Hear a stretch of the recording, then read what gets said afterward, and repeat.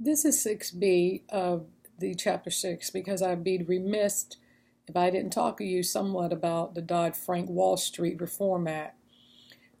It's really important because uh, when you think about what was happening back in the 20th century,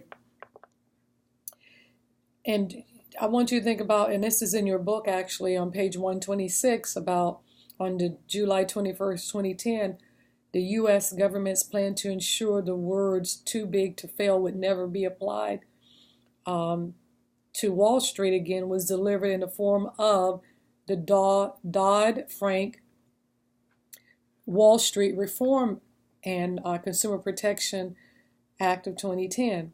What this legislation is all about, this was promoted as the fix for the extreme mismanagement of risk in the financial sector that led to the global financial crisis. If you recall, between that 2008, 2009, actually into 2010, was the collapse of our economy, really. So the Consumer Financial Protection Bureau, they're the ones that oversees financial products and services. So I just want you to think about it now. When you hear folks talking about, okay, so Wall Street is too big to fail. Well, I think from what happened, and actually you heard that about the automobile industry back then. We were having the housing crisis, those types of things.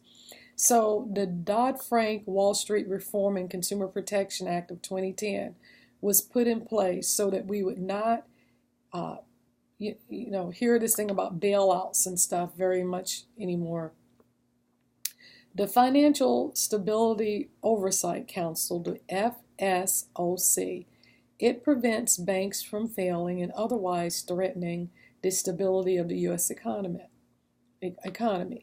There was an American economist by the name of Paul Volcker. There's something in place now called the Volcker Rule, and it limits the ability of banks to trade on their own accounts in any way that might threaten the financial stability of the institution.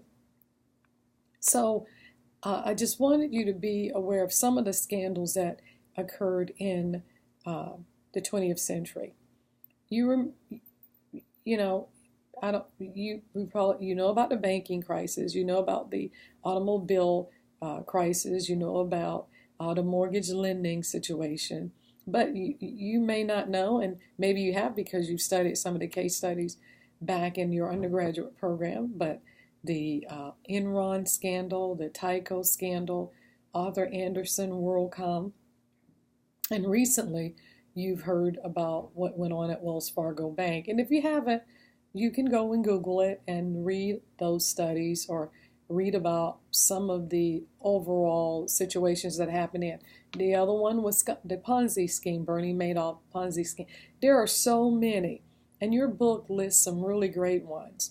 So when we start to talk about the importance of ethics and where the government plays, and there's all types of laws that are in place. I say that if a person is unethical, they'll figure out a way to skirt the law, or they'll break the law. If you're unethical, you may not see any issue with the law. Then there's others that'll play in the gray area. They'll say, well, I didn't do anything illegal. There's a big difference between what's ethical and what's legal. And sometimes what's legal, you didn't break the law, but it's highly unethical.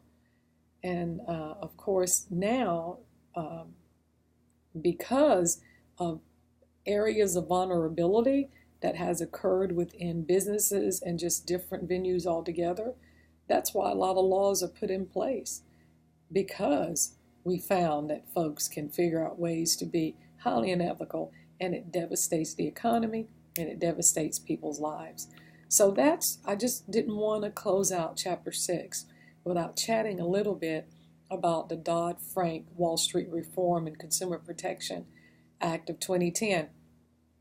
Because in addition to all of the other processes that were put in place and all of the other legislation put in place that was put in place to protect organizations, the consumer, Wall Street certainly didn't do their best to be right either. And so you see, there are a lot of questions about the ethical behavior or unethical behavior of Wall Street during that time.